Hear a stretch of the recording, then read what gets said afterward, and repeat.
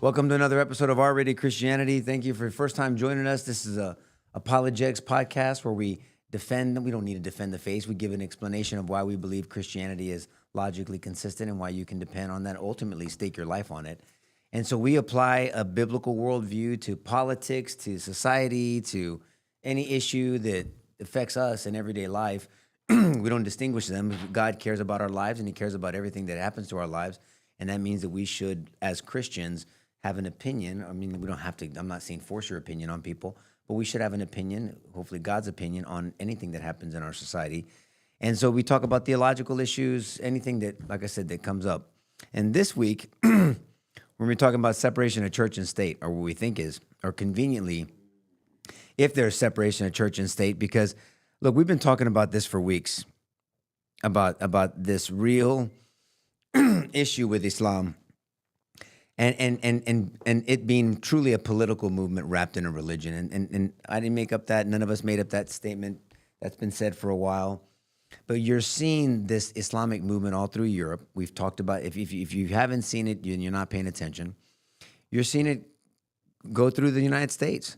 I mean, you can go from Minneapolis to Michigan, Dearborn, Michigan, to now New York.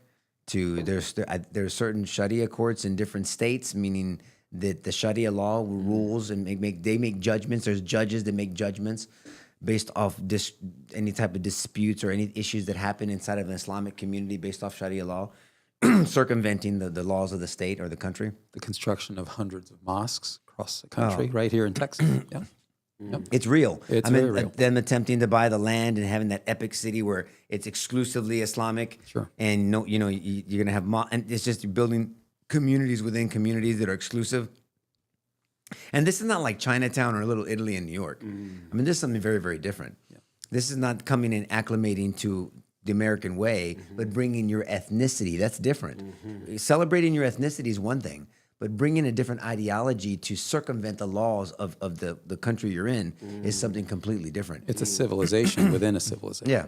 And it's real. When I was district attorney, we dealt with it here because there were people advocating for Sharia courts, and of course I was against that. There were things that were happening.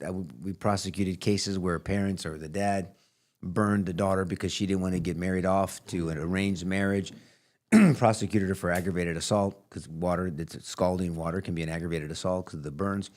I mean, look, this is just real. I mean, and that's not, you're not an Islamophobe for just pointing out facts.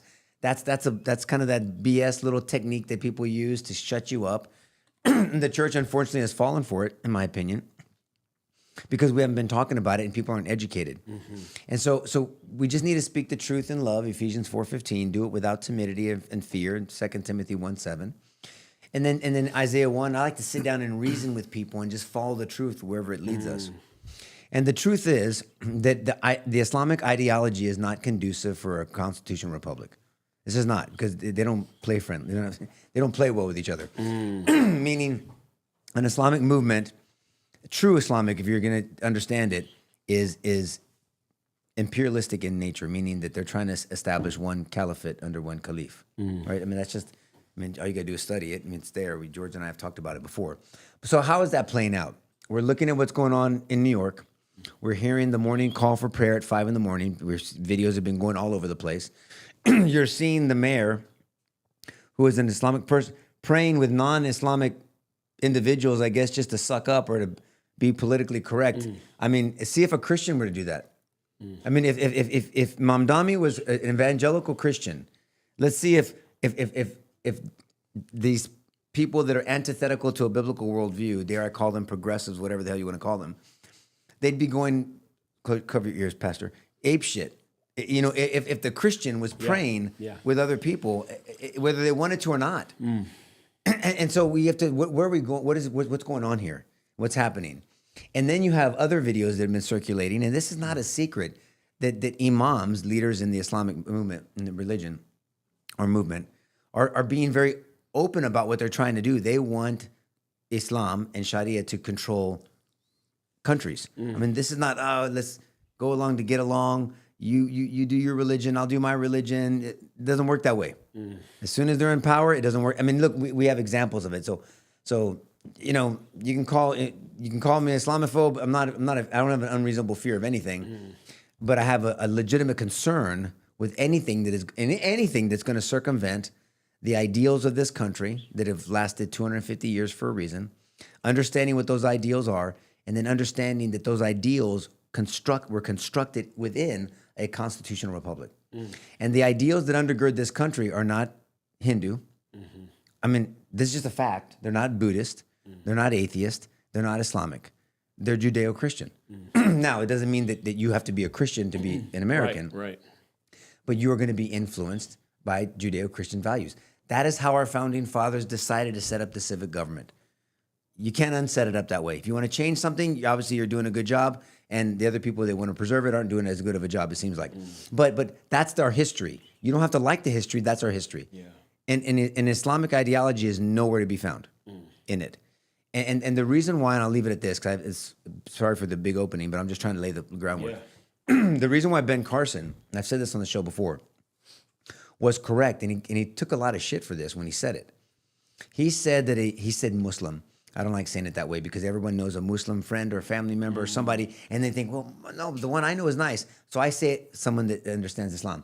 So the reason why he said a Muslim could not be president is because the Muslim would have to pledge allegiance to the Constitution, and they can't do that. I mean, they have to be trying to establish up Sharia and under. So there's my intro. This is the video that has been going around circulating of the mayor of New York. I don't know what prayer they're doing. These other people don't seem like they're Islamic. Maybe they are. They don't. I don't know if there's something you can give us context, George. No, we can't tell. We just can't tell. But it doesn't matter. I mean, you don't. If You can just give it to them. would this be acceptable to the casual onlooker if they were all Christians saying a prayer at a police That's what I'm precinct? saying. So that's all. You don't even have to go on whether they're Muslims or non-Muslims. I'm wondering if they are Muslims or not. Just a curiosity. I would have to bet that they're not. The Muslim population in the United States is maybe 3 to 4 million Jews by the best estimate. Jews? Excuse me. Yeah, I don't know why I said that. 'cause Salos Well, I said do that. know why I said that. I'll Yeah. get to that in a moment. But Salos, yeah. that population is decreasing as we speak. But I would say maybe 3 to 4 million Muslims. And so the population in New York, not really sure the population of Muslims in New York, but if I had to guess, these would not be Muslims. The point is that they're having what seems to be a Muslim prayer. And if this was a Christian prayer, a law enforcement precinct, and you're the captain or maybe some other law enforcement officers doing this, you know what you'd be hearing, right? Separation of church and state. You'd probably see the ACLU jump into fray. You'd see a lawsuit. Now, how do we know that? Because there's a precedent of this happening for the last several decades on this BS notion of separation of church and state, which is just a complete grotesque misunderstanding, right?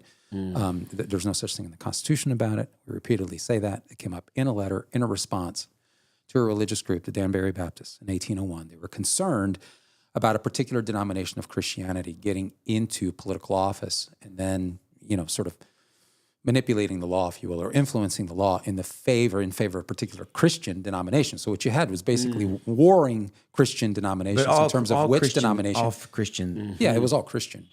All Christian. I mean, the United States, the colonies were overwhelmingly Christian. To the tune of 98 to 99%. Wow. You had a few Catholics and maybe a couple hundred Jews. Yeah. So anyway, so that's the context there. It wasn't some effort. It wasn't Jefferson arguing that you shouldn't be allowed to express your faith in a public square or influence government as a result of your faith convictions. It had nothing to do with that. In fact, it was actually the opposite. Yeah. It was actually the opposite. There's America. Let's just be clear. America was founded principally on religious expression or the expression of your faith conscience. And it was founded on certain theological principles that had ethical implications, and they were Christian. Yep. So, as I like to say, perhaps the most powerful theological statement in the American founding documents is the Declaration of Independence. We hold these truths to be self-evident, that all men are created equal. They're endowed by Creator. Yeah. So, and if you go on and it looks for the basis for the immutable rights of human beings, it's vested in rights that are endowed.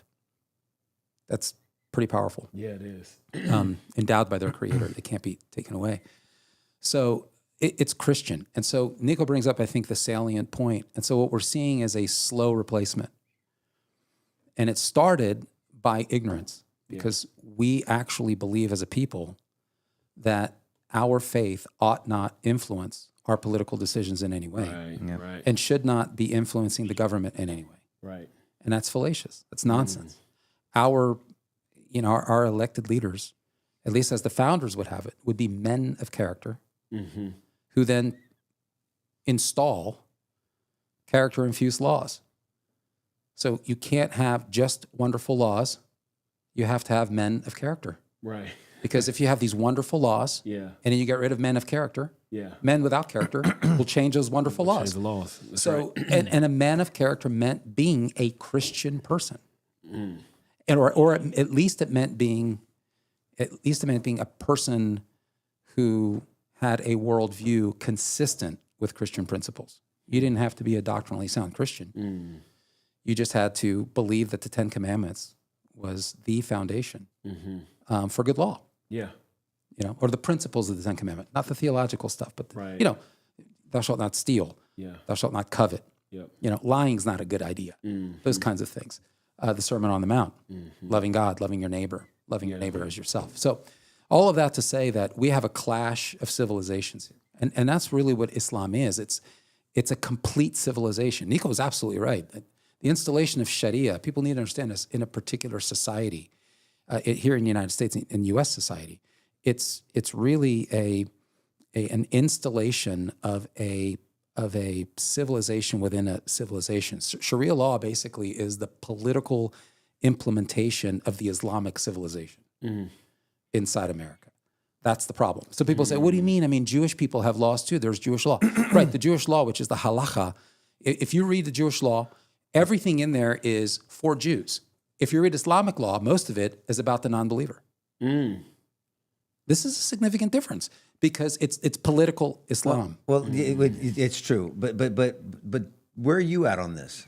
I mean, because I know you've been open about saying you were ignorant to this a long time ago, and then you just kind of had this crash course. Yeah, and honestly, it's more recent than long ago. And I show up when it comes to the Islamic conversation, in all honesty, as a student, to learn and to hear these things. I feel like the scales have just fallen off my eyes, as horrendous as that is, when it comes to the Islamic agenda and why this is diametrically opposed to what we as Americans are instituting in our everyday life and the ethics that we live by. So for me, I really do come in with a lot of questions and a question mark. I know when it comes to religion, this religion is a false religion.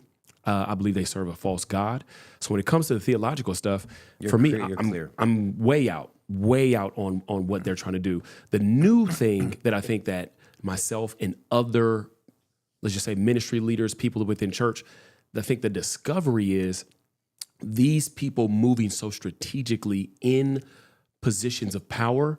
Why is it a bad thing? And not from a pushback, why is it a bad thing, but honestly, wait, why is that a bad thing? Why was this? And I know we talked about it with Mom Donnie. Why was this a bad thing? Okay, it's a guy with a Muslim faith. He smiles a lot. Why is this bad? And then line by line, you talk about why this is bad and why this is bad for America. And for me, I think the thing that was the most eye-opening is what you see in other countries. When you guys brought that up, what's happening in the UK and these other places, and what the infiltration looks like, it's subtle, but it's strategic. And once they're in power, it's subtle till it's not subtle. Yeah, exactly. And then when it's not, and when they're in power, it's not subtle it's anymore. not subtle anymore. And, but someone that's coming from the church background that you have, and you have a significant church background, you and Momo. But why do you think the church is so ignorant to this, or has been? Maybe not now. Totally. I know a lot of Pastor Ed talks about it a lot. Yep. I mean, I think Hagee is. I don't know if Hagee has ever talked about it in the past. I know he talks about a lot of things. He's been bold about a lot of things. But pastors don't want to touch this with a 10-foot pole. Yep. And I don't understand why. Not even when they're defending Christianity over it, But now, because it's like pastors have been beaten into a corner that don't talk about anything political, and now this has become political. Yeah. Well, guess what else is political? Our Christian faith. Yeah. Because when you talk about defending life, when you talk about genders, when you Yes. talk about Sexuality. any sexuality, marriage, whatever you talk about, those are biblical ideas. Yep. But they have political implications. So then, Absolutely. because there's political implications, because society has made it political, gender was never political. We've lost our damn minds. Yeah. When is it ever? I mean, you've maybe heard me say this. I mean, it's kindergarten cop for me. Remember kindergarten Yeah, cop? I do. Where the little kid goes up to Arnold Schwarzenegger. Yeah, yeah. Boys have penises, girls have vaginas. Yeah. Well, no shit, Sherlock. I mean, everybody's known that. Yeah. But only lately, and lately meaning just with the last 7 years, 8 years, has that become a political issue, and that's biology. Yeah. But we've allowed it to. So the church is almost 100%. handed over. As you label something political, then they shut their mouth. Yeah. And I think that strategy has worked. Yeah. Why? Why has that worked so well against the church? I think that's a great question. I believe, number one, when it comes to, at least from my experience, when it comes to from a religious standpoint, the pastors and the ministry leaders that I know about, it's a clear, we are not a coexistent type of faith. It's Christianity. There is no Christianity is hand in hand with Islam. Out on that. And a decry of that, like the outcry when it comes to that is not a thing. So religiously, I've always seen that as like, oh yeah, that's not acceptable. We don't have a mixed faith. If you're coming home and I'm a Christian young man and I bring a young lady who's a Muslim, it's like, we don't play that. It was always from a religious standpoint. Politically, I have no idea outside of just being unaware and not being holistically taught. When I say that is when you go to seminary, when you go to Bible college, you're not being holistically taught on here's what you ought to preach against. Here's what you're taught the Bible and you're taught these systematic theological principles, but you're not taught political things. You're not taught this is also politics and Christianity or politics and faith go hand in hand. They do. And you're not taught that. When I'm just being honest, within the last 2 years of talking with you guys, has something that this revelation has dawned on me of this is nowhere near separate. So the fear, honestly, is the ignorance of like, you know what, just stick to the Bible. We don't have to deal with that. If we stick to the Bible, we're all right. Well, the entire time not realizing that if you just try to stick to the Bible and push that out, we're being co-opted by these people who are in the Islamic faith and America who don't have the same values that we have as Christians. We're being co-opted to do what they want us to do. But why do you think? And it's interesting. My friends, my enemy's enemy is my friend, right? You've heard been said. But it's almost like this progressive anti-Christian movement is a tag team partner to this Islamic movement to take over, to circumvent, take over, whatever, destroy, whatever the conservative Christian, even though they can be separate. But I understand what someone means when they say that the Christian influence. And if the person that is the progressive that understands the transgender that advocates the transgender issue that we don't support, that advocates the homosexual lifestyle that is not supported biblically. If they understood the Islamic response to that, it's not let me persuade you, it's let me be physical with Yes, you. I mean, you're do not harm. You can do harm. I mean, all you gotta do is go study these countries that are that Islam and Sharia law govern the country. It's part of what is it? Theocracy, theocratic. They're in harm's way. The Christian is going to try to persuade you, might irritate you with them trying to talk to you about Jesus. Right. But the Christian cannot support any violence against you. No. You're not going to support violence. There might be some dumbass, wacko Idiot. Christian that misuses something Idiot. and then does something stupid. Like years ago, they bombed abortion clinics, which is insane. Yeah. But what I'm saying, you can't support that biblically. But on the other side, you can. With Islam. And this yes, with Islam. And I don't understand these kid gloves with Islam. And when you look at it, and this is why I'm a big, I don't know if I'm a big supporter. I like Bill Maher. I disagree with him with, most of his political issues, except when it comes to free speech, medical freedom, and the way he advocates the truth about Islam. I've always been with him, even though lately he's been waking up even more, and he's like, hey, he'll defend Christianity when it comes to Islam. I mean, he'll just full-throated, he'll defend Christianity when it comes to Islam. Because he's not afraid to speak the truth. I don't understand why everyone is so afraid to speak the truth. Don't make anything up. Don't be stupid. But let's just analyze objective truth and see where it leads us. And I want you to speak to this as well. I'm not saying that this doesn't exist from a fear level, but I do believe, and I've heard this, just growing up, competence breeds confidence. And I just don't believe we're competent in this area of knowing Islamic faith, or Islamic policies and them getting strategically in position of power. I genuinely, and I know that there may be some that know and still cower. I just think that it's just we've been, and growing up, our pastor used to always say, you need to have a Bible in one hand and a newspaper in the other. You got to know what's going on in the world. And I just think we've lost the sense to know what is happening politically, what's going on in the world, and being a knowledgeable pastor up front. And I think we've just tried to, and it's a good, noble, and I'm putting air quotes, noble thing to just stick to the Bible. But in reality, that's not noble. But when people say, I'm going to stick to the Bible until politics comes from your Bible. Absolutely. Because politics will come for your Bible. Absolutely. And it irritates, I mean, George and I have realizing that now. Just ringing this bell for years. And I always bring people back to 2017 in Houston when they were asking for sermons because you can't be talking about biblical marriage if you're not supporting same-sex marriage. I mean, politics, the apparatus of the political system, depending on who's running it, to George's point, is coming for your Bible. And I think what shook us was homosexuality. Gay marriage was something that was like, whoa, what do we mean? We're putting this into law. This transgenderism. We've never had to, Chris and I do marriage ministry. We've never had to say, we believe marriage is between a biologically genetic male and a biologically genetic female. Isn't that crazy? We got to go that far just to let you know what we mean. And so I you guys have said so many important things. I had to pick one.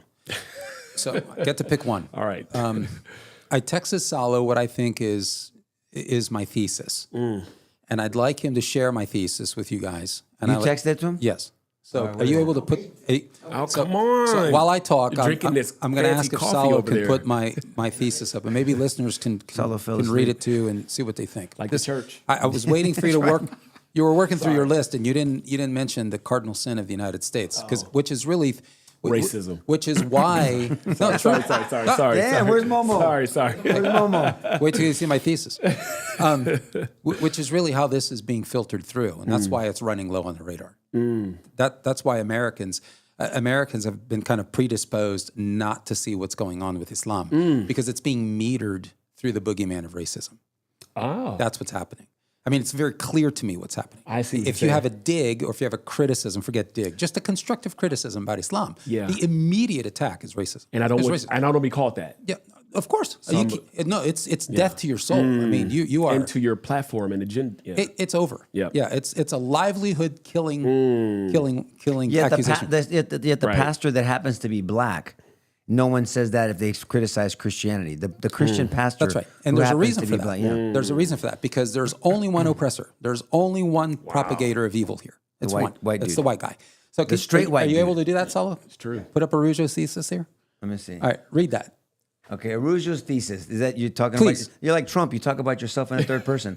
All right. So what would lead? Stop. This was going to be a text to you guys, and I thought I was going to send this to you guys. Well, I'm just saying. Why don't you say my thesis? No, All I right. like Well, who it. the hell's mine? Well, I don't know. But My. Okay. My thesis. If you're texting, all right. Forget about it. What would lead authorities in a country forged out of Christian convictions, and where the vast majority still, there it is, identify as Christians, to openly reject, even prosecute public Christian expressions on the basis of separating church and state, while going out of the way to prefer, even adopt public expressions of Islam?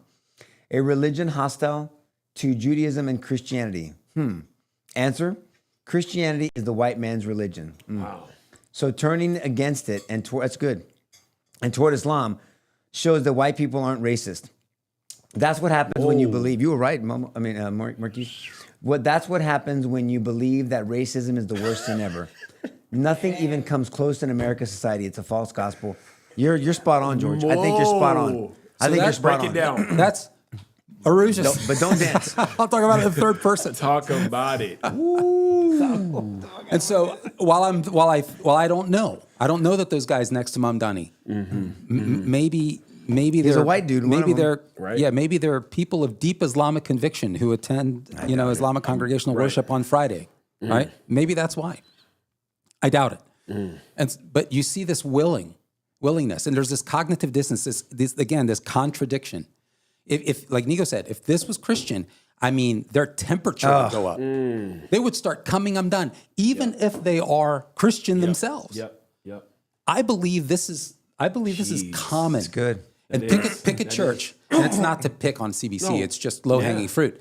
You don't think that exists in CBC? There's this kind of internal correction, Right. and that's crap. But you know what? That's the pop. Sorry, No, you finish your thought because I'm going to tell you something. 'Cause go ahead, keep going. Keep going. that's propaganda. We've internalized propaganda, and we think it's moral. We think we're being followers of Jesus by impugning ourselves. So Islam is coming in under this Trojan horse. Wow. And this is brilliant. It's absolutely brilliant because you don't even have to try. You get Americans now that have been sensitized to this to basically censor themselves. It's self-censorship. Yeah, that's true. And they're thriving on it. And so you get a guy like Trump, or pick anybody like Trump. You get a guy like Trump who doesn't really, if you'll excuse me, cover your ears, give a shit. He doesn't care. Yeah. He just simply wants to state things as they are. And I don't care about his style. It's a separate conversation. I'm just saying he's going to say it like it is, right? Yeah. And this is so offensive. Why is it so offensive? Because there's an unspoken rule that if you do that, you're racist. And so therefore Trump's racist. We don't even have to analyze. We don't have to think about it. We don't have to stop, like Jesus would. We just conclude he is because there's an unspoken rule. And so Islam has been able to have enormous strides in this culture because this is operating in the backdrop. But this is something that both the if we're talking politics now, the right and the left should agree on. Yes. This in how many? You're not having pride parades in Islamic countries. You're just not. You're not having a discussion. Keep talking about that because you're not having those things. You're not having a discussion about boys and girls' bathrooms. I mean, we don't want it here either. But I guarantee you they would have a different. They wouldn't be waiting to go through the courts. They would send you to a Sharia court and take care of you quickly. Except the only time that the left will consider shaking hands with the right is when things start blowing up and body parts start being spread about. Yeah. That's the only time. And unfortunately, That's a shame. Because the left preceded Islam in this country. The left has been laying the foundation. Yes. It has. It's been laying a foundation. It too is a religion. I mean, it happens to be an atheistic religion, and it has a postmodern, secular, humanistic, post-truth set of doctrines, as opposed to Islam. Islam is a political movement with a religious motivation, but so is the left. It's a political movement with a religious motivation. They just wouldn't call it that. It's not an organized religion, but it is religious in view. Do you see a so they've shaken hands. desire of church people wanting to learn about this? I mean, pastors need to wake the hell up. Yeah. And this is where my compliment of Ed is because when you talk about, last time I checked, he's a white dude. And so if we're gonna go through this whole the stereotype and this. He's not just a white dude. He's like extra white.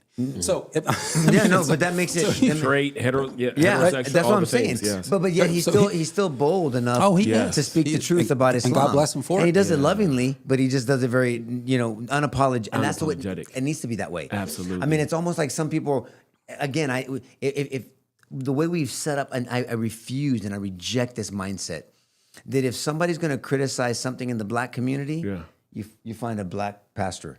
If someone's gonna criticize the Hispanic, you find the brown dude, Yeah. And white people you can't criticize anything. You're like a piñata. You just gotta take criticism, take it. which is bullshit. I mean, you're entitled to your opinion. Now you might have a less informed opinion than somebody who's experienced whatever you have an opinion on, but you have an opinion nonetheless. We live in America. Yep. And you have a chance to free thought, free expression of that thought, and you have a right to be wrong. You have a right to be whatever you want. I mean, The church is frustrated me, if you can't tell. You know that. You've heard me talk for years Listen, I now. get it. Because I've seen this. George and I have seen this coming. I've seen it politically. Yep. I've seen it happen come politically. George has seen this academically because he's been talking about academia for years. As long as I've, how many? Well, shoot, That's how many for a years long now? time. Almost On 20 this years. topic, 10 I mean, years this year, 11 years. It's easy. Yeah. And so what's the answer? Yeah. I mean, do we have a conference with Christian pastors educating them? I mean, what's her name? Brigitte Gabrielle. is a rock star. I mean, I'm not saying she's a Christian. I don't know if she's a Christian. I think is she Christian? I don't know. But she sure knows she knows how to talk about Islam. Yeah. She's come from Islamic countries. And there's a lot of these. And Nabil Qureshi was just a man, it was such a loss when he passed on. You know Nabil Qureshi? I do not. You need to look him up. He was an apologist. He worked for Ravi Zacharias. Okay. Even though Ravi had his issues, Nabil was amazing. Abdul Murray used to be an Islamic person. He in the Islamic faith, religion. He's a Christian. He's an apologist also, former lawyer, worked under the Ravi Zacharias ministry. Michael Ramden. I mean, so they have a lot of strong, I don't know whatever happened to them since Ravi passed away and that organization dissolved. Yeah. I mean, I need to look into that. But all I'm saying is people need to be educated. Absolutely. David Wood is a rock star when it comes to this. I know Sam Shimon is kind of, he's a little rough on the edges, but Sam Shimon, Yeah. I mean, Bill Warner, you introduced me to him years ago, George. I'm not, I think of all of them, he's probably the best because Bill? because he gets into the doctrine and he gets Yeah. into the politics Yep. and he gets knee deep and he connects them beautifully. Yep. And so, but on the religious side, David and Sam do a great job. When they're theologically breaking down Islam and what they stand for and the hadiths and all the traditions, they really, I mean, David is amazing. Yeah. it's just apologetically, yes. And I think, and people ought to check it out. It's the Center for the Study of Political Islam. I think that's Bill Warner's. And he, he would say something like this. He would say, Islam is equal to the will of Allah plus the example of Muhammad. That's one way to characterize it. Right. Yeah. That's politically. Right. Doctrinally, he would say Islam is equal to the Quran and the Sunnah. The Quran is obviously the doctrinal book of Islam, the chief doctrinal book of Islam, the basically the recitation of the angel Gabriel to Muhammad. It was roughly a 22-year ordeal. Most people don't realize the Quran was still growing until he died. It started in 610. It started then. It was 20. Every year that he lived, it was a revelation. So the only reason it stopped is because he died. So it's the Quran plus the Sunnah, which is the life of Muhammad, as described in what they call the Hadith, which is the traditions of Islam. They were basically his trusted companions writing down what he was saying, what he says he believed, what he approved of. Are you talking about the Sirah or the Hadith?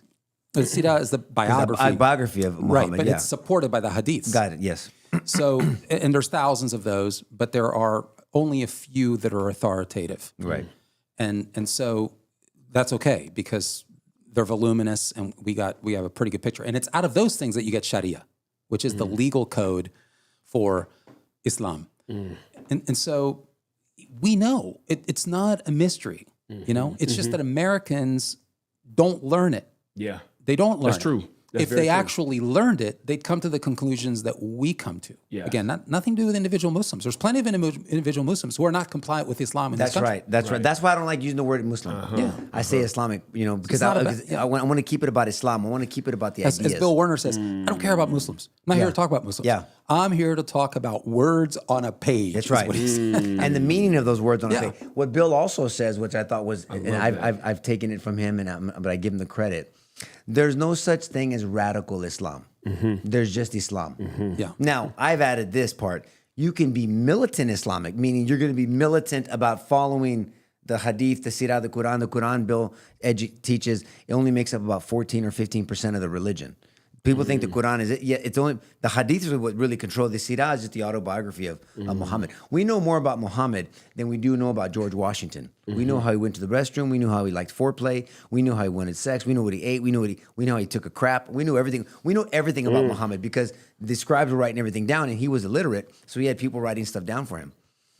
I guess the Gabriel didn't give him the ability to write, but but this is it. And there's no messianic prophecy leading up to Muhammad. I mean, remember, if you study Islam, they used to bow to Jerusalem initially because he was trying to appeal to the people of the book. He was trying to appeal to Jews and Christians.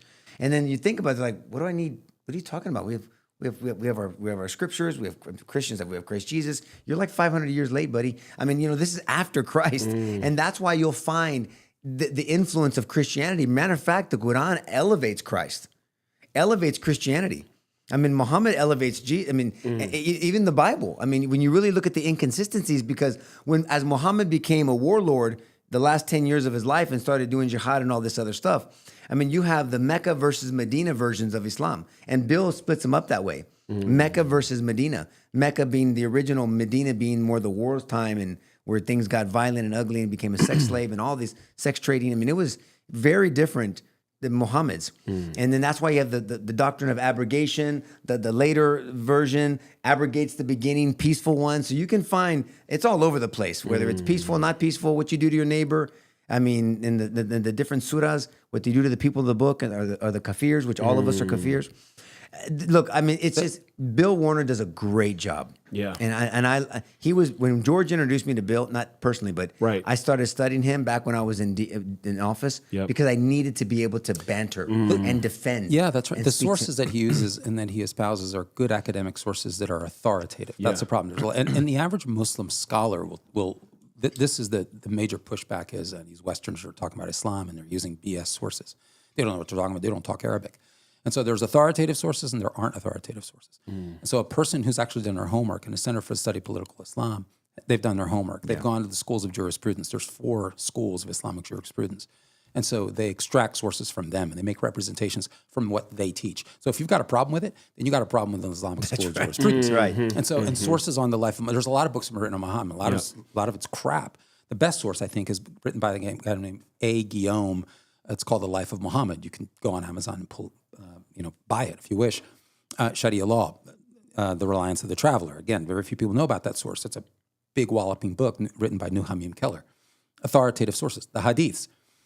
I only try to go to certain hadiths that I know are authoritative that the 4 schools support. The Sahih means authoritative. Al-Bukhari. So the hadith, the traditions of hadith always starts with the word Sahih if it's authoritative, and then the name of the companion who wrote it down. So Al-Bukhari and Al-Muslim are the 2 companions. So the Sahih Al-Bukhari is the number 1 authoritative, and the Sahih Al-Muslim.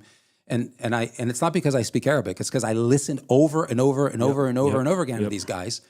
And I just try to really get the pronunciation down so that I can do it justice. Yep. And so these 2 hadiths detailed everything, like Nico said, literally what he said, what he believed, what he approved of, and really his daily actions. And so we know what his principles were. An important statement, and I'll shut up. It's true. He was born in Mecca. He was born because Mecca was sort of the cultural and religious center of the day. It was before it was really Saudi Arabia. He was born in 570 AD. And by the time he started to preach Islam out of the Quran, it was really about from starting in the year 610. And so he was unpopular. And I'll tell you why. Because it was a polytheistic environment.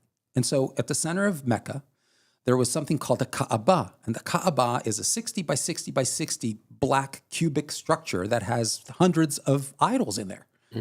This is where he got Allah from. There was a god by the name of Kubal, really the moon god. And so Allah was kind of invented out of whole cloth from that. That's a fact. And so Allah becomes the number 1 god everybody else should listen to. So he becomes monotheistic in a polytheistic crowd. with no history behind it. So we have all the history leading up to Yahweh and in our scriptures. He just made it up on his own. That's why you see him borrowing from Judaism and Christianity. Yes. So the monotheistic framework was Jewish and Christian at the time. Right. And so he's creating this kind of hybrid. Yep. In fact, this is the appeal. Anyway, he starts really sort of turning the Quraysh against him. Part of the reason was economic, because it is a place where a lot of commerce routed, a lot of merchants who are polytheistic, and they came to sort of observe their rituals in a polytheistic framework. And Muhammad's saying, you guys are all wrong. Your faith's wrong. You got to get back to the real God. You need to repent. And so he's upsetting the business of the Quraysh. And they're upset at him for this. He's upsetting the apple cart. So that's the first reason why they were pissed off at him. It wasn't because of the doctrine. Right. It was because the doctrine was leading to less money. Economically. It was pulling away from the polytheistic framework. So he went to Medina. His Muslims actually went to Ethiopia. Nico, I was waiting for you. I don't know if you remember when Bill Werner was talking about this, because it's in the life of Muhammad. It's an important statement. It's ironic. He went to Medina, but a lot of his Muslims went to Ethiopia. And it was a Christian ruler that gave them protection from the persecution of the Quraysh, interestingly enough. Go figure. Go Ethiopia figure. was And Christian. then things settled down and they went to Medina. In Medina, he was trying to appeal to the Jews by saying that his was the true Abrahamic faith. And so he joined them in bowing to Jerusalem. Yep, The Jews at some point said, hey, Muhammad, why do we want an imitation? that's right. We already have the Old Testament, dude. We have the real deal. Thousands of years. So he went at this for years. He eventually gave up, got pissed off at him, and started bowing towards Mecca now. Because now Mecca is the true place of the Abrahamic faith, right? And so here's the point. His religion sucked. Yeah. It was grossly unsuccessful. So in the first 5 to 6 years, if he had 150 to 200 followers, Yeah, it would be a miracle. Wow. Yeah. It would be, and the numbers vary, but it's in the hundreds. Yeah, it was under a 200. gross failure. The doctrine failed. It's the politics that worked. So why did he turn to the politics? Because the man was going bankrupt. So he decided to do what other people were doing.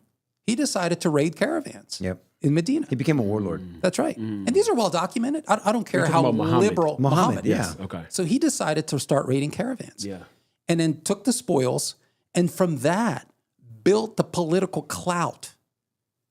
Power. It was power politics. Why do the left and Islam, why do they found so much in common? Because they're both Power power hungry. politics. Yeah, but Islam means submission. The word Islam means submit. You're going to submit, but forcibly submit. It's not like we submit to Christ, Right, because right. we want him to be Lord of our That's right. lives. Islam comes from salam, Yep. which means submission. Submission. So we're gonna beat you into submission ultimately. So this religion of peace, when you study, is not very peaceful. It is alternatively spun as peace. Right. It is. It alternatively uses peace.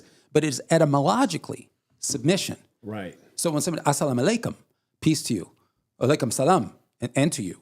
So there's that salam, which is peace. But etymologically, it means submission. There's the use and there's the etymology of the word. So, but it's important to remember that the religion failed and it was dying. It was dying on the vine. I never knew that. And the Quraysh wanted to kill him if it wasn't for his uncle who had a significant amount of clout there. Abu Bakr, I think was his name. And anyway, all of this to say that if you go back to the history, it's the power, it's the subduing of his enemies. You had caravan, perhaps the most well-known is the caravan raid in 628 at Badr, which I mean, it was tens of thousands of people. I mean, you could say it this way, Nico, and I've heard it said, and I think it's accurate. He committed an event of violence, a violent event on the average of every 6 weeks for the last 9 years of his life.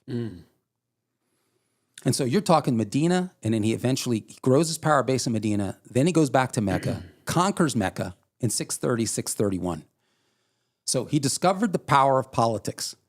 That's the point. Islam has always grown from then on. That's the heritage. It's grown politically, and it will do the same. And it's using the West right now because of the stupidity of Marxists in the country. Yeah. It's the enemy.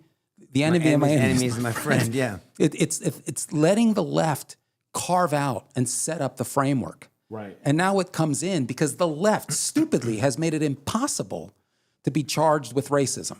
You can't even have a conversation. And so Islam now comes in. Man, it's crazy. The left's It's created good. this environment. So Islam comes in. Remember, they can't call you racist. And the church has been caught up in this because remember, who should be called racist the least but the followers of Jesus? Right. So we turn off our brains, we light up our hearts, and we're heading down the primrose path to the slaughter. And we need to wake up. And I'm asking, if we can't rely on church leaders, if we can't rely on pastors, I'm just curious, what's the recourse? It's not meant to be a rhetorical question. I'm genuinely asking. What are you gonna do about it, Marquise? Yeah. It's a tall order, but I'm up for the task, baby. I'm up for the task. No, honestly, it's education, education, education. And I really do believe, and it's not a silver bullet answer, I really do believe educating pastors and honestly, everyday people on this issue. But it has to become top three issues that's talked about. I'm talking about a regular diet from ministry leaders that's talked about that much. I think it's moved that way. It has to be. Just think about this. Think of if in New York City, if at 5 a.m. they prayed the Our Father, our Lord's Prayer.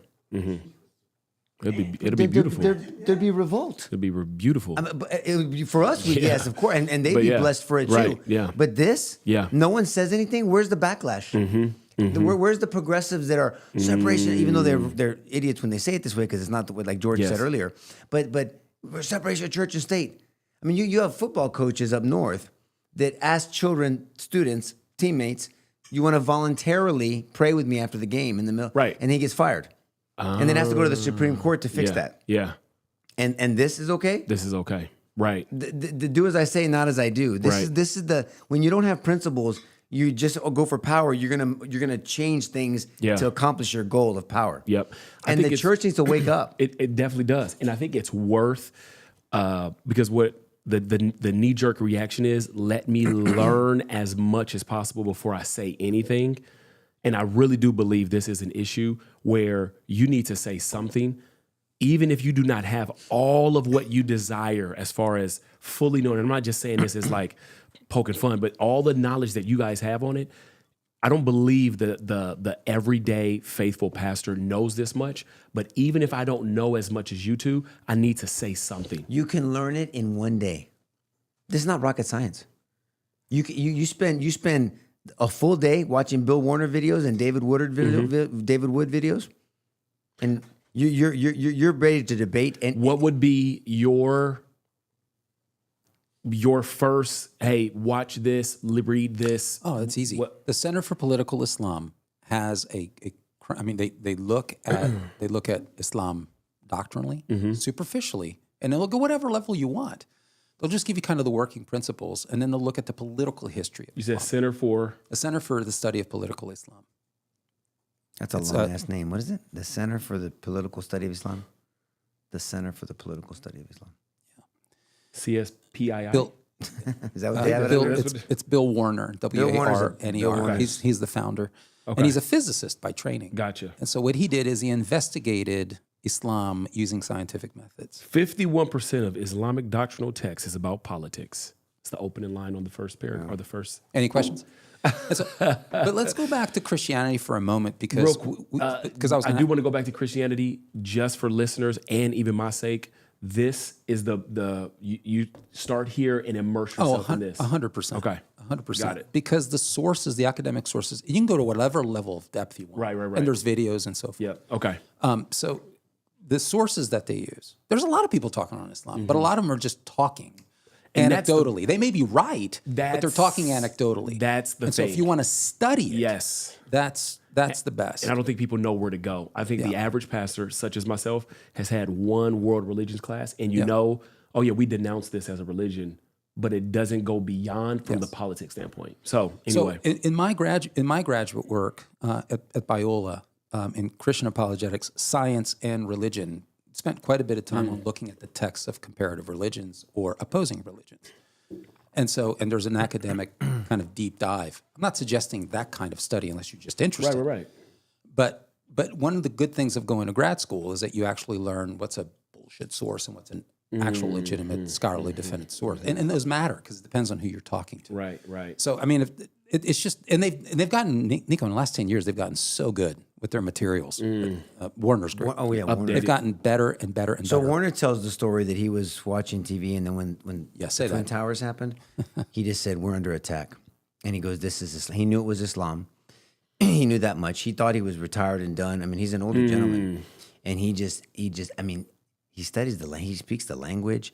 I mean, this dude went all in. I mean, he went all in. He was overseas. Yeah, Bill, and he's very just. Yep. He's intelligent. Yep. He's articulate. He's bold.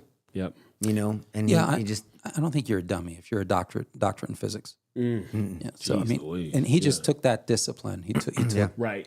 you know, and he applied it to investigating Islam. And then he looked very simply in the Quran, and it was profound to him how much of the Quran had to deal with the unbeliever.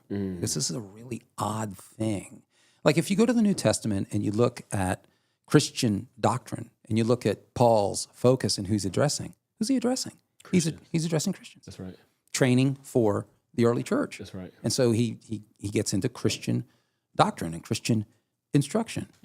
It's for Christians. Yep. And he mentions unbelievers tangentially, but it's really about you stepping from death into life. That is what you were. That's right. Let's talk That's about what right. you are now, Yeah. and now how shall you live? And Right. there's instruction for the church. Right. It's really a bizarre thing that you look at this supposedly religious book, and it's about everybody else out there and what you should do to them because they're not you. Yeah. So it's important to recognize that. But just to pitch to you both that where do you start? Marquise asks, and this is why we spend so much time. We've done very few, comparatively speaking, conversations or discussions on Islam. We mostly talk about the literacy of the church, about their own, about our own books, Yeah. about our own Bible. And so, it can be very confusing because the Muslim will tell you that it's Jesus.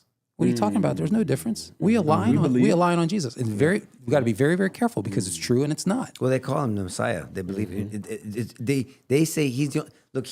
They believe he was born of a virgin. Muhammad wasn't. When I've seen some scholars, Islamic scholars, say Christian ones, that they compare the way the Quran speaks of Christ and in Muhammad.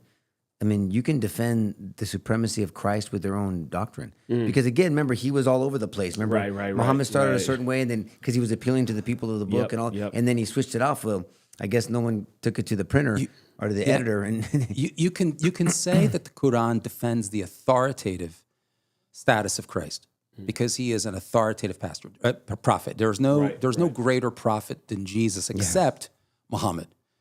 And the only reason is Muhammad had to step in because the stories of Jesus and the doctrines of Jesus had been corrupted over time. And so he came in to correct the record. Right. But Jesus is elevated as a prophet. Right. At the same time, and so you're like, oh, wow, I didn't know that. But then where you start really, really derailing is on the Christology. That's right. Right. I mean, the fact that Jesus is right. the second person of the Trinity, that Jesus is God. In fact, if you say that Jesus is God, now you've committed the greatest sin in Islam. So you don't get too far in before you realize, okay, this is a very different Jesus. Yeah. So you have an open door, but just make sure you don't get taken in by the Jesus that they're presenting because their Jesus, Jesus is not the Son of God in the Quran. Chapter 9, verse 30. Jesus is not divine. Chapter 5, verse 17. Jesus was not crucified. Chapter 4, verses 157. Yeah. So those are big things. But Nico's right. There's enough status that you can at least For the have an open ignorant door. Christian, you're like, oh, this is some good flowery language that sounds like we're on the same page. Yeah.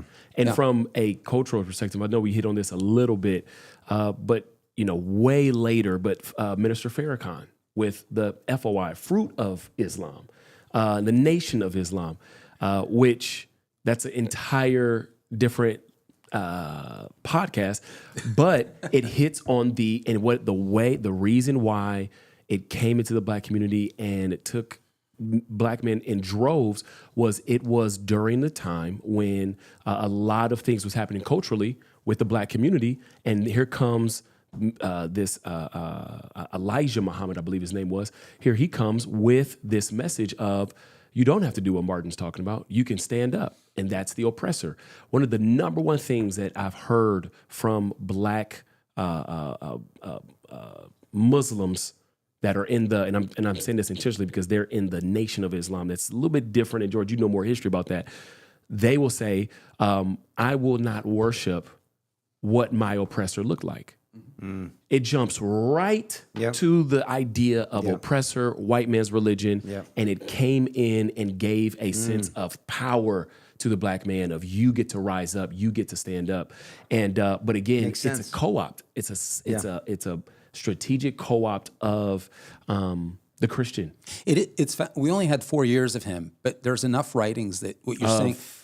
Wali Farad Muhammad, because Okay. you mentioned Elijah Muhammad, but he took over from from Wali Farad. there we go. Okay. Wali Farad Muhammad. Okay. It was started in 1930 in Detroit, Michigan. There we go. Where all good things come from, baby. Right? Don't start, man. Don't start. Everything, all good things come from Detroit, right? Motown. Don't start, man. So Wali Farad Muhammad starts Yeah. the Nation of Islam Yep. exactly to your point. And you can literally see the split between he and Yes. Martin Luther King Jr. Yes. So Martin Luther King Jr. took the principles of Christianity Yep. and recognized that they were entirely transferable because it's Yep. all men, regardless of pigment. But what Muhammad said, Wali Muhammad said, no, I can't do that because it's a religion of my oppressor. That's right. And so it can't be right. Marxism. And so he took what he wanted, blew off what he wanted, but he disappeared. He literally disappeared off the face of the earth in 1934. Nobody knows what happened to him. And then this is when Elijah. They stepped literally up. don't know what happened to him? No. And then this is when Elijah stepped up. Elijah Muhammad stepped in. It was like And then Muhammad Ali. pedal to the metal. I mean, it was like a whole ordeal. Muhammad Ali changes his name from Cassius Clay to Muhammad Ali. Mama call him Clay. I'm gonna call him Yeah, Clay. yeah. Cassius Clay. Mama called him Clay. it was weird. Yeah, Because yeah. he assumed Elijah Muhammad came in and he started saying that he began to hear directly from Allah. Yes. Yes. Like he was hearing, what could go wrong? That's like the pastor said. God, The Jesus direct- told. God told me. Well, Direct how the hell line. do I compete with How that? can I? Yeah. The Trump okay. card. No, but you could hear the militant language. I mean, Militant. it was really militant. He Very. called white people devils. That's right. He absolutely resisted any kind of integration whatsoever, Yep. Yep. and was like chomping at the bit for Armageddon. Yep. So Absolutely. it was violent, and of course Malcolm X, and the rest is history. Yep. So, I mean, you just got to step back, and if you don't know, Nico, again, it comes back to basic literacy. It's really, we keep saying over and over again because it's just a fundamental firewall. Yeah. You don't get duped. Yeah. At least you can say, look, you can at least say that doesn't sound right. doesn't sound right. Right. But if you don't have enough to say that doesn't sound right, then everything sounds great. Everything sounds okay. And so now the more you believe in anything, the more Christian you are. Yep. And that's where we are today. Yep. The more we believe in literally anything, the more Christian we are. That's scary. And I, So what are you gonna do about it, Marquise? Man, I I'm mean, gonna host a conference. You guys Man. make sure you come check it I'm out. in. I'm in. I'm gonna.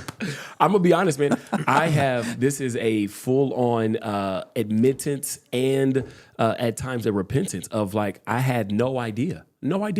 I knew, again, like I know I keep beating a dead horse. I knew to denounce it as a religion, no idea that the strategic moves politically moving in and to know them as a power political movement to usurp and take over authority. And like you said, circumvent American law and American values. No idea of that. Strictly knew it as this is another religion that needs to be But denounced. someone in the church world. How do we get pastors Yeah, involved? yeah. I mean, what? I mean, that's a great question. Well, I mean, we need to start thinking about it. Yeah, I think we definitely think about It's it got to start somewhere. because I'm telling you, it needs to be top 3, and there are some, and I know I'm not trying to find the one, but there are some that I'm now hearing, and we send them in our group text of like, man, this guy's speaking up. Philip Anthony Mitchell, man, this dude's stepping up. Philip Mitchell. Pastor Josh Howerton. Howerton. He's speaking right to this issue. We know Charlie Kirk. He's not a pastor, but Charlie Kirk did the same thing. It's not enough, but man, these men speak right to that issue. But it needs to be a part of the regular diet. It has to. do you know who's not going anywhere near this and should? Because they're probably Andy the most Stanley. well-financed. Most well-financed. What? most Was that?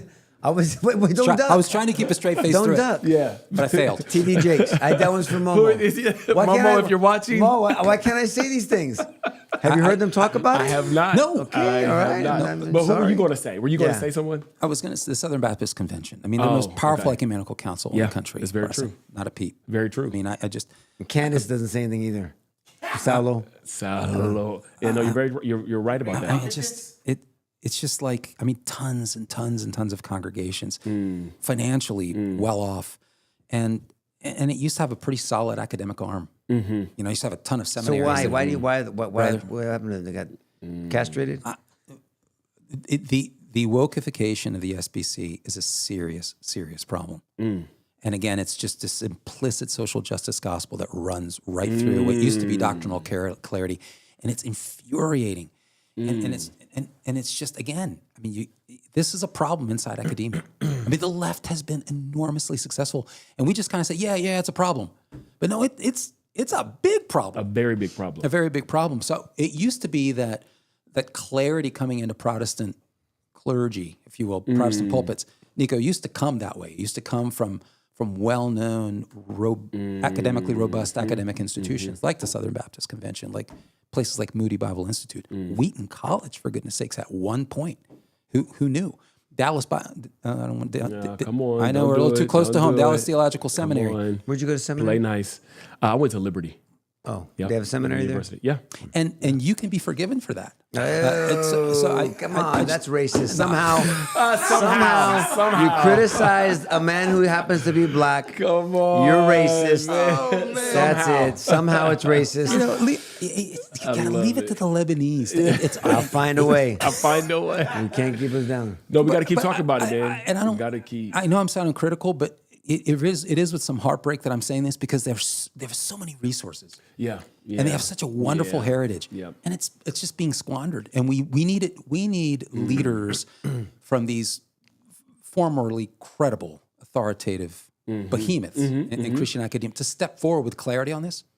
And we're not even getting us. Remember, they used to release these statements of faith yes. and confessions of faith and that kind And of thing. pastors would read them to their congregation from this came down from the Right. convention. Right. And we're reading this to you. And even if you weren't a member of the Southern Baptist Convention, it was so well written, it was clear, you could study it, you could learn. Yep. When was the last one you actually had on Yeah. anything about Islam? Yeah. So this is a vacuum, and I'm telling you, something's going to fill Well, I'm that going to say vacuum. this. I'm going to take a point of personal privilege on this one, and then maybe see if there's any comments, Salo, that we can address as we do the rapid fire at the end.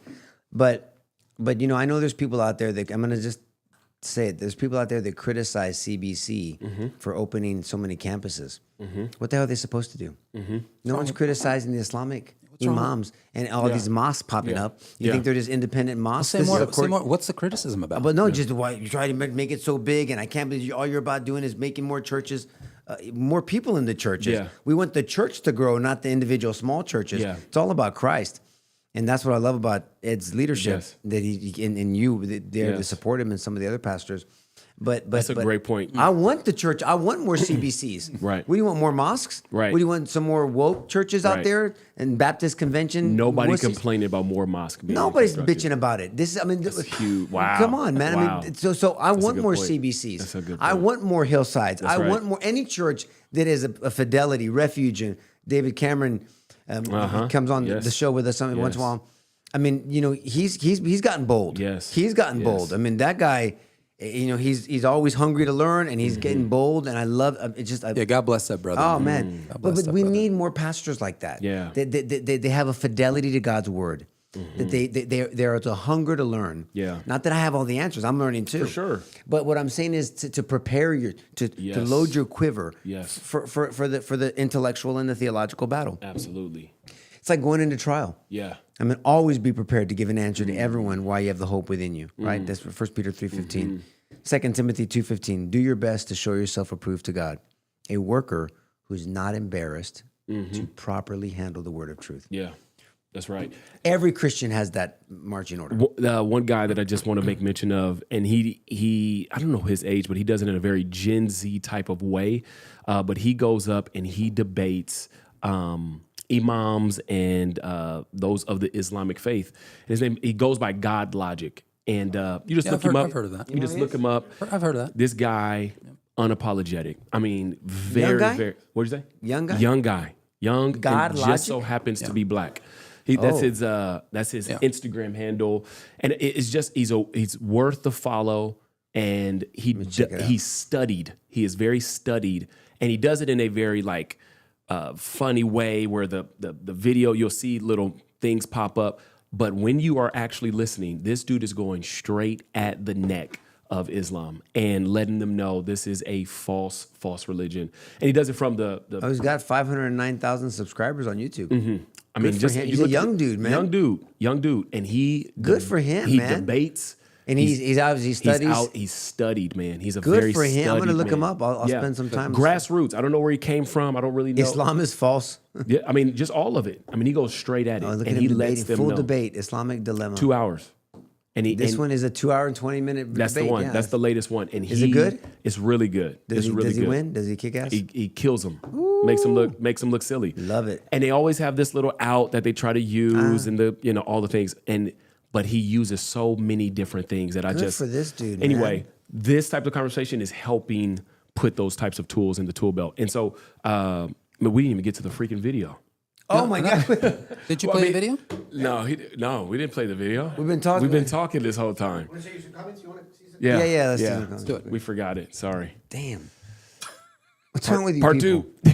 The red-green partnership is exactly how Islamists corrupt and co-opt governments. That's how they have done it for 1,000 years. What's red green? Anybody? Red, Well, green partnership? You talking about The red-green partnership is exactly how Islamists corrupt and co-opt governments. That's how they have done it for 1,000 years. Wait a I mean, minute, I just what don't does know that mean? red green, but That's the flag is red. Green. okay. Which one do you want me to do? Jay, the separation of church state doesn't bar you from practicing your own religion. Okay. The problem arises when you value your own religion and neglect education skills. The only thing you do is practice the religion then you have to use in the workplace. You have no use. Vocational schools, it's more important to discuss that you couldn't go to vocational schools and not rely entirely on your church. Many people rely entirely on their church and they neglect education. Okay, I don't know if I disagree with any of that Well, per se. I would. Which part? I would disagree with the first statement. I mean, The there separation is an of church doesn't doesn't bar absolutely you from practicing. there's an absolutely implicit barring of practicing your own religion in public. So if somebody wants to share their faith in the public square, I think he's trying to say you can. That separation of church and state shouldn't or doesn't. It doesn't mean the that you can't. separation of church and state, maybe I'm misreading, the separation of church and state doesn't bar you from practicing your own religion. No, not in the sense that you can still go to church. I got it. But it does implicitly in the sense that you can't, if you try to share your faith in the public square, if you try to share your faith in a courtroom, if you try to share your faith at a town meeting, I mean, there's this, come on, you know that. I mean, as I said before, everybody's temperature goes up because there's a violation of the separation of church and state. That's nonsense. That's protected speech. I can share my faith in any public square. And the government can't do a damn thing about it per the First Amendment. Now, there's a right way to do it. There's a wrong way to do it. I get it. I understand all of that. But there's a sense that Americans have self-censored because they do believe that they've been barred from practicing. And what do you mean by practice? Meaning you're going to set up like like a little Makeshift. yeah, right, like a little makeshift altar. yeah. Who does that? Right. I'm saying, how do we practice our religion in society? We express our faith. We share Jesus with people. Pray for one another. Right, and people have been silenced. Nico tells a story where I don't know. You were at a courtroom. You were talking to somebody, and you said, "Why are we whispering?" I Tell was that story. I was in Brooklyn. I was district attorney here, and we went to a what was the conference? It was It was a it was a conviction integrity unit conference because I started a conviction integrity unit, meaning that we're going to look for people that have been falsely convicted and to help. Yeah, I release remember them. that. It was a legal setting Yeah, of sorts. so I'm on this board and I'm with other district attorneys from around the country, and I don't remember what I said. Something that made this person, me, I'm with my faith. I said something that you could overtly knew that I was a Christian, and then this other prosecutor, the female, whispered in and she goes, "Oh, you're a Christian," and I said, "Why are you whispering?" I mean, I wasn't being mean. I was like, "What are you whispering for?" And he said, "Oh, I'm just saying because." I go, "No, I'm saying no, but I'm not going to whisper." Yeah. I mean, Jesus didn't whisper when he cried out to God saying it is finished, and he was Yeah. on a cross naked hanging from my ass. I mean, I'm not going to whisper. Yeah. I'm not going to be a dick. I mean, sorry, that's the 11th commandment. Yeah, that's- But I'm not going to whisper. Yeah. There's no need to. But this is the mindset we've been trained to whisper. Yeah. The irony is, back in Clinton's time, don't ask, don't tell. You're a closet homosexual. Now you're a closet Christian, and it shouldn't be that way. And I think that the environment has changed under this leadership of this country for now. But a year and a half ago, Who knows? Sure. Yeah. people were getting prosecuted for praying across from abortion clinics. Yeah. I mean, it was that bad, and don't think it can't come back. Yep. So the church needs to wake up and understand that politics will come for your Bible. Yeah. The apparat politics is coming for your podium, Yeah. your pulpit. I'm sorry. Yeah. So that's any more statements? And so that's the point. The point is that there is legally there is no separation of church Right. and state, but it's totally misinterpreted as such. But practically, people are self-censoring because they believe they can't share. They can't share their faith in public in any meaningful way. Right. Certainly not in the formal setting. That's a good point. Why are we whispering exactly? It's the United States of America, for goodness sakes. All right. Anything else, Marquise? You want to tell anybody? Anything Man. coming up? No, man. I love this. I love it, man. Any marriage It's coming up. Yeah, we have another next gathering, March 21st. Anybody If you're in welcome? San Antonio. Anybody's welcome. Why don't you tell the people? More, the number 2, marriage.com. You can find tickets there. It'll be on March 21st. At More to marriage. More to marriage. More to marriage. The number 2, marriage.com. More to marriage. And my wife and I do these marriage gatherings twice a year. And it's a great time for us to just get together, inspire, give hope, and biblical principles for marriage. We're big on the nuclear family. And we're big on what the success of that actually looks like and the statistics that speak to that. So even socially, when you have children born and raised in a 2-parent household, the statistics of how they are, the leg up that everybody's looking for, it goes right back to the family. And so we are big on the family. And this is a way for us. We make it cool and fun, but at the end of the day, the hour we have where we sit and talk about God's word and open it up. And this time we're talking about resilience. The play on words is, can you stand the rain? In your marriage, you're going to have storms. You're going to have moments where it feels like you want to push the eject button. But man, this is a moment to push through. To be Whatever you resilient. do, just don't blame it on the rain. I don't even know this Blame song, it so I on won't. the rain. So I won't. I don't even know it, so I won't. Isn't that Milli Vanilli? I won't even do the it. fakes. They were the fake. The people. They were the fake blacks. Let me tell you. Yeah, check 'em out. Oh, yes. Milli Vanilli. Let me real quick. Is that Milli Vanilli, 1989? It's Oh somewhere. my I don't know, gosh. but these lip syncing sons of a bitch. What? This is Yeah. Oh, that too. this one is this is your time. This is when you guys were first started being interested in young ladies. Okay. This is when I believe. Just wait for it. Maybe you guys are older than this. New edition. New edition. I'm older than that. Are you older than that? Oh yeah. Dang. man. My bad. Sorry. I'm older So this than is that. college. No, that's all. Brother, College. I'm at 20 years on your Let ass. me see. This is College. When did it come out? Sorry. New edition. I don't even know when it came out. But yeah, anyway. Well, that's a good thing. Look, I've been to one of yours because I think we went there to support. yeah, and to just to speak support in one us. of them. Yeah, absolutely. And you guys do a great job. Man, we just want to inspire, give hope, and also biblical principles. Crystal's a rock star. She's incredible. She's a rock star, and she way better than me. She understands, and she is very disciplined about understanding God's prescription. Because she's a strong woman, but she understands Yes. the wife's role, husband's role, Absolutely. the mutual submission, the ultimate headship of the husband. It's the incredible trust. when we do things God's way. Yeah. It's incredible. It's a beautiful thing. All right, guys, thanks for joining us. Share these conversations with someone you think may benefit from it, and hopefully we'll see you join us next week, next Wednesday. God bless you guys. Bye-bye.